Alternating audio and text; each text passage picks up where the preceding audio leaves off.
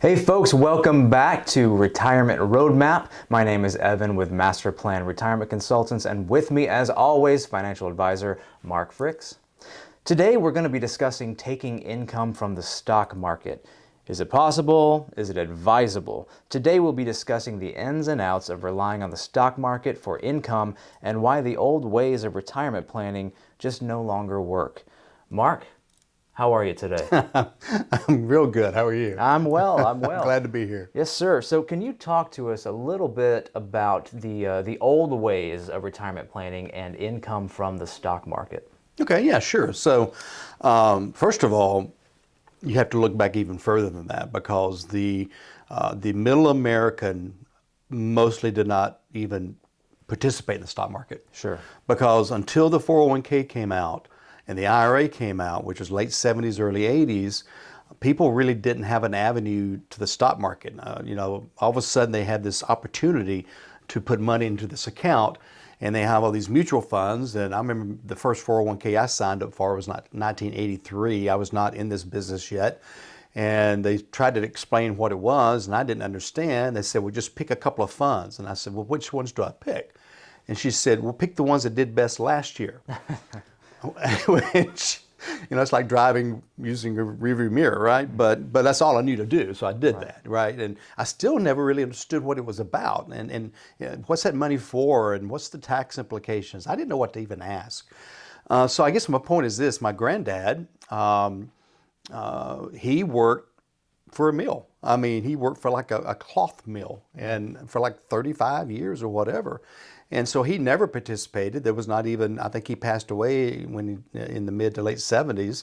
So he didn't even know what an IRA was. He probably didn't know what a stock was, to be honest with you, just a plain simple man. So it wasn't even an issue then. And he had what? A pension, right? A nice pension, together with Social Security. The house was paid for, CDs paid 6%, and he lived about 5 years in retirement. So just a different time, okay? So now we've had the advent of the 401k and the 403b and all these accounts that give a very simple entrance into the market. And nowadays, I mean, it's as simple as rounding up a debit card, and they'll put $3 into an account automatically for you that's invested. And so you kind of build up that. I mean, that's how simple it's gotten, right? So we've become dependent on the stock market for growth and all of that, but also in the 80s and 90s, because there were some very good times, people began trying to figure out how can they take income from the stock market. And then even going back before that, people that had much more money that did participate in the stock market used it for income as well. So the old ways was basically, okay, I've got this much money, in the stock market. The stock market averages 8% over the last 80 years. So we just take a little bit of money out every month and all that kind of good stuff. And it typically worked. In fact, there's a rule, you probably have heard of it, called the 4% rule. And I bet you don't know where it came from, though. So what the rule says is you can take out 4% a year from a stock market account, and you have like a 97% chance of not running out of money. Not 100, but 97%. So that worked pretty well, okay? And then the last 22 years happened, okay? And so the last 22 years, the market has become much more volatile, and it's averaging 2% less, okay? And so they've redone the rule. Now it's 2.8% can come out of the market, okay? Again, not guaranteed, but 2.8. So you have just cut the efficiency of your money. Instead of having $700,000 needed for $30,000 a year, now you got to have over $1 million, almost $1.1 million for the same amount of income. So your money has become less efficient. So we've moved away from the stock market more for income. We use it primarily for growth. Even in retirement, we still need some growth. Let me read you a couple of figures here. So I call this my father's stock market. It was from 1980 through 99. The average return over those 20 years, 17.75%. Pretty sweet, okay? The worst loss in 1 year, a negative 9.73, okay? Now, if you're driving or whatever, just try to remember those numbers. So an average of almost 18, worst loss was 10, okay? The last 20 years, okay, the market has averaged 6.06, a third of what it was averaging. Okay, and the worst year was 38.5% loss. Okay, so staggering difference in numbers between those 20 years and the last 20 years. And it's actually not gotten any better. This was actually from the year 2000. Now you throw in the COVID bear market and the bear market we're currently in 2022, 2023, and it may even skew those even a little bit more. And so if you're averaging 6% and you're taking out 4%, that's problem number one. Locking in losses. Exactly, because the year you might need $1,000 a month and the market's in a bear market losing 22%, you'll never recover from that unless you go back to work. I mean, if that's what you want to do. So we've quit using the stock market for the majority of our income. Now somebody's going to come back to me and say, well, Mark, I use dividends. Okay, so I don't know if the audience knows what a dividend is, but a dividend is basically a sharing of a company's profits with the shareholders. Okay, so they say for every share you own, we're going to give you $1 or whatever it may be. Well, companies aren't always profitable, first of all. Profits vary in bad times.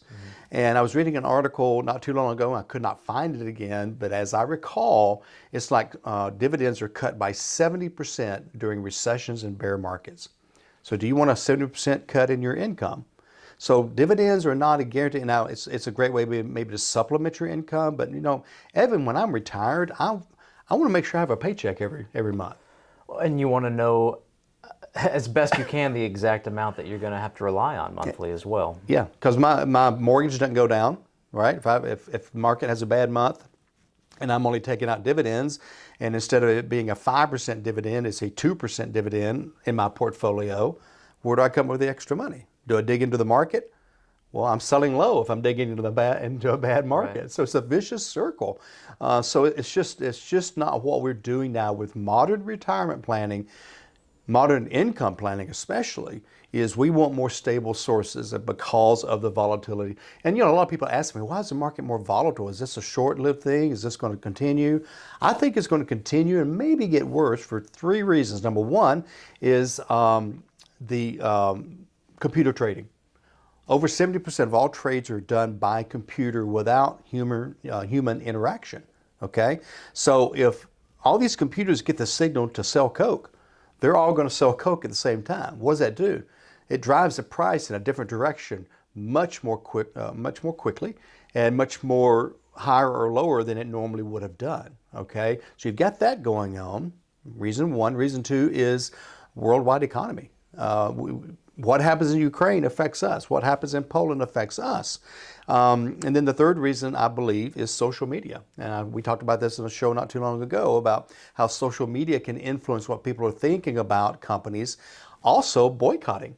We saw what recently happened to Budweiser, and now it's happening with Target because certain groups of people didn't like what was happening, and therefore they're boycotting. And I can't remember the last number, 1.5 billion in equity. I think Budweiser's down, something like that. So that has all caused a lot more volatility, which has added to the problem of taking money from the stock market.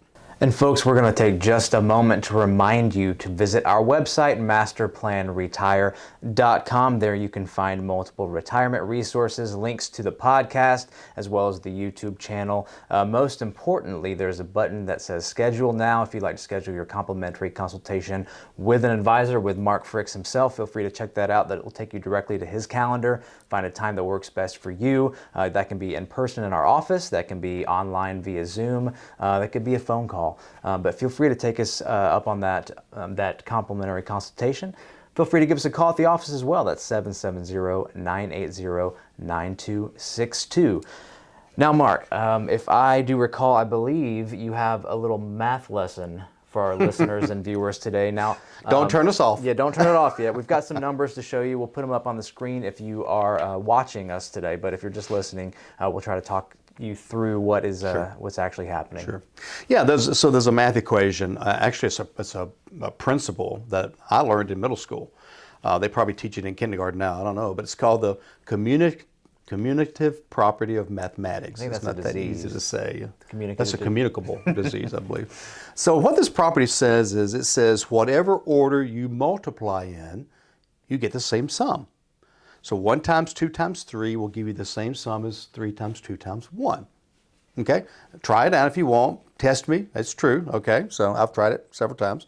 So why am I telling you this? Because basically, if you're watching on YouTube or one of our other channels, you'll see a graph here. But if you take a certain amount of money, I took $250,000, and I used actual stock market returns for 30 years.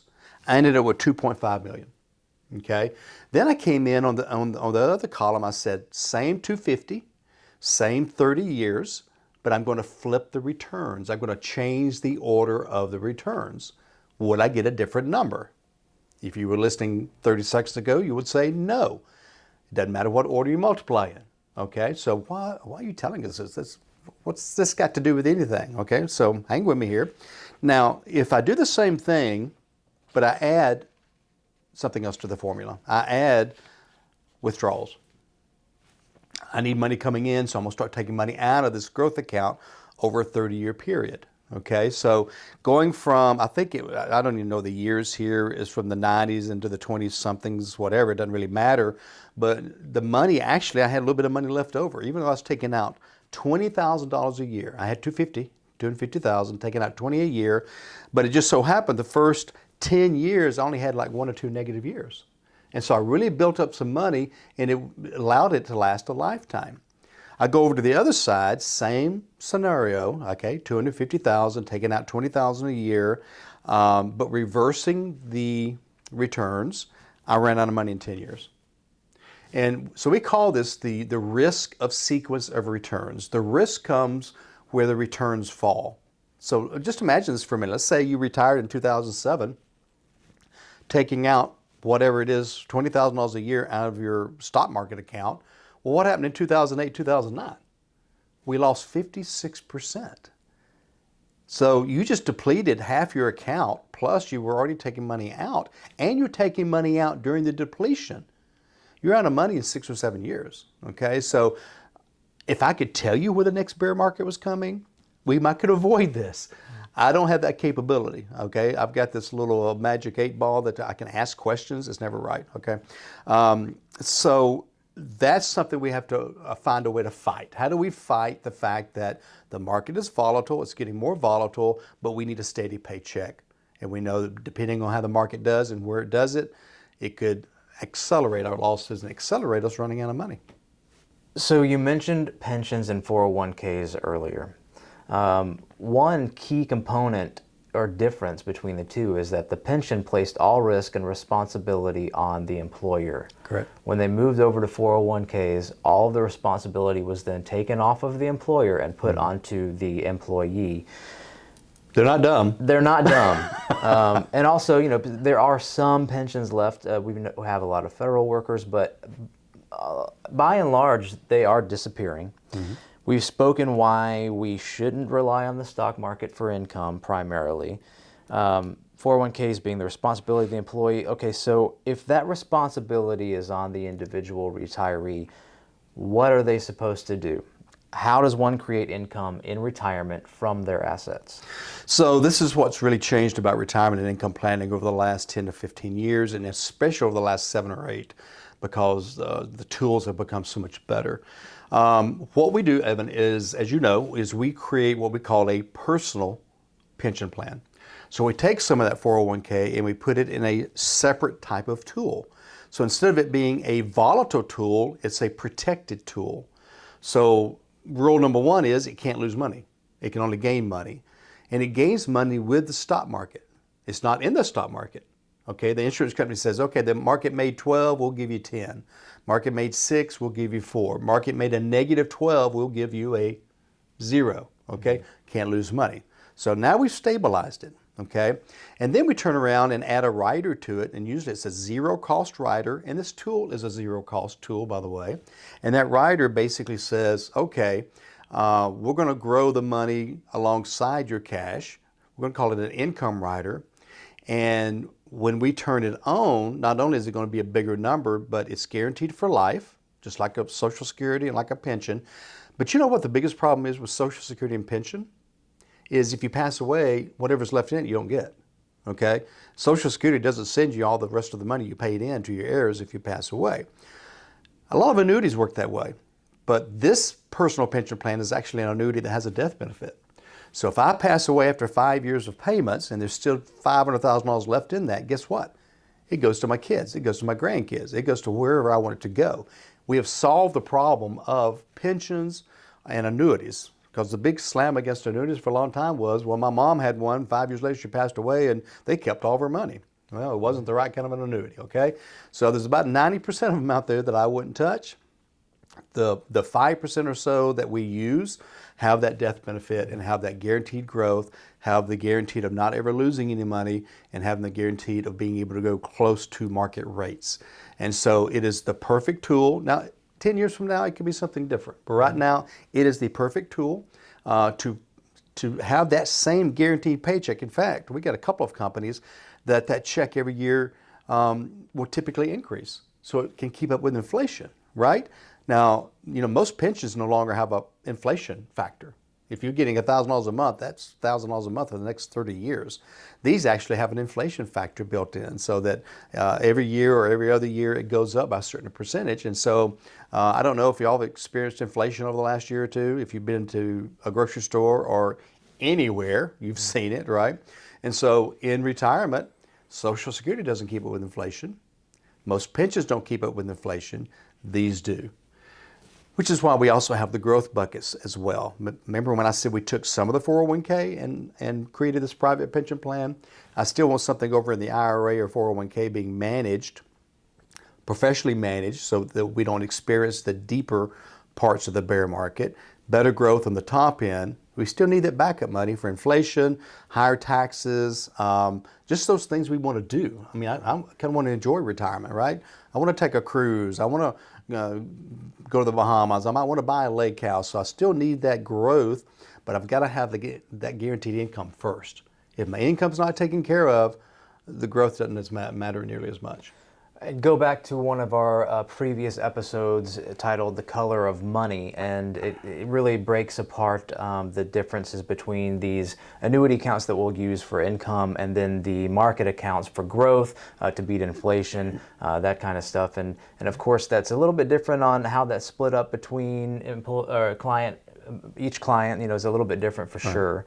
But one thing I also wanted to ask about, the market being so volatile as we've been discussing today, is it worth putting funds in when you're more conservative as an investor in your retirement age and you've got possibly 30 plus years to make your money stretch? Now, we do need that growth, but as volatile as it is, how do you combat that, and can you? Well, remember, there's two kinds of volatility. There's good and bad. Okay, so volatility up's good, right? Volatility is down is bad. So if it's an account that we're not taking income from, but simply looking at future needs, wants, and desires, we know over time the market makes money. Okay, so it may have lost 22% last year, but this year's already up 6 or 7. And we think by the time the bear market wears out, we'll have a good year. And so it's every 3 to 4 years we'll have either a correction or a bear. So those 3 years we make enough money, and then that 4th year we pull back a little bit and we make money the next 3 years. And again, we're not taking income out every month, so it doesn't matter about the bad volatility, because we know long term we're going to get more good volatility than bad volatility. And we got to have some money. I mean, at the end of life, you've got higher health care costs, possibly long-term care costs. Again, inflation eating away at it over the years. We may get some increases in taxes. And there's a lot of other things too. Maybe one of your kids has to move back home because they lost their job or lost their wife or husband or whatever, and need some help. Maybe your parents that are older need some help. I mean, there's so many other things. Or maybe you just want to leave a legacy. And there are also thousands of different portfolio models to choose from to fit your specific need as well. There are some that can be more aggressive if you have a longer time horizon. There are some that are strictly muni bond funds. So that it runs the gamut of options, and it really depends on your need. Well, and really, Evan, as you know, most of the time we'll have 3, 4, or 5 of those buckets. One will be very conservative for those things we might need in the next 6 months to a year, because we don't want them to be down 20% when we need the money. Right. but we want some growth, so maybe 3 to 6%. Then the next one might be for things we want the next 2 to 5 years, so a little more moderate. And then the next one might be for things 5 to 10 years, so a little bit more toward the aggressive side without really being aggressive, and then maybe a long term. So as you know, most of our clients have anywhere from 3 to 8 buckets that are in the market, but different styles of management, like you said. Some hedge the market, maybe some precious metals that go up when the market goes down, as we just saw in the past year. And so it's not about just, hey, I'm gonna stick all my money in this one big circle and try to do everything I can with it, and it's not gonna work. It doesn't work anymore. And so that's why we divide it up based on need and based on how we're going to use it and when we're going to use it. And it may be worth mentioning the difference between active money management and not as well. Exactly. We're not just sticking things and every 6 months rebalancing. All of our investments, as you know, Evan, are computer driven. And so if we see in a nanosecond an algorithm appears that says this is changing, we make the change then. And what's great is we can make 20 changes in a month, no trading costs, no commissions. It's all fee-based. And so if the account gets bigger, we make a little bit more money, you make a whole lot more money. So we're kind of in the same boat together. So with just a couple minutes left, I have one more question for you, and it's the big one. How does one know how much income they need in retirement? That is a process. Okay, and it's a process that probably never ends, to be honest with you. So let's say you come to us and you're 3 years away from retirement. We'll kind of start with, first of all, what's going to be different? Are you living in a different area, or are you going to be working part-time or doing a hobby or whatever? And then we'll kind of start thinking about, what are you living on now? Because it's not about what you make, it's what are you living on now, because you're probably getting your money taken out for 401k and extra health benefits and disability. What are you living on now, and what's going to change? Is your house going to be paid off? Is the kid going to be in a college? That gives us our preliminary income need, okay? And then as we get closer to retirement, we start tweaking that based on things that happen over the next 2 or 3 years. And then at retirement, we've got a pretty solid number, but we still don't really know. Okay, so then we meet 3 months into retirement and say, okay, what's it like? What's going on? And then maybe another 6 months later, and we tweak it, because these are not set in stone numbers. These are things that we can adjust, and you know, even though we have an income plan, you know, I don't know if you know this, but on computers you can like delete stuff. So we just delete. Okay, that number's too big, we're gonna make it smaller. That number's too small, we're gonna make it bigger, or whatever, to adjust that income plan. And then in 5 years, we have maybe adjust it again, because maybe the house did get paid off, or maybe there's a greater need. I mean, so it's always adjustable, but you got to have a base point. Okay, so that's kind of how we come up with it. Excellent. Well, folks, thank you again for joining us today, for watching or listening. We appreciate it. Retirement Roadmap. Don't forget to check out our website, masterplanretire.com. Again, links to multiple retirement resources. Most importantly, a link to Mark's calendar. Schedule your complimentary consultation today. We would love to see you and get to know you and meet you. Our phone number is 770-980-9262. Give us a call as well. We can set up a Zoom meeting. Come join us in the office, buy you a cup of coffee. Mark, any last words to part with? Yeah, so just so you kind of know how things flow, if you schedule the initial consultation, it is complimentary. We'll talk about your dreams, your goals, your aspirations, your fears, and kind of get a feel for that. And then we'll start collecting a little bit of information from you. You ask me anything you want to ask me. And then, depending on how the meeting goes and at your desire, we will actually run anywhere from 6 to 10 reports for you to see who you are and where you want to be and what can trip you up, okay? That will give you an idea of what needs to be worked on. And that's kind of the basis. And both of those appointments are complimentary. When I share those reports with you, that's also complimentary. You can walk away and say, hey, I got a better idea. I know I've got a problem if taxes go up. I know I got a problem if my spouse dies.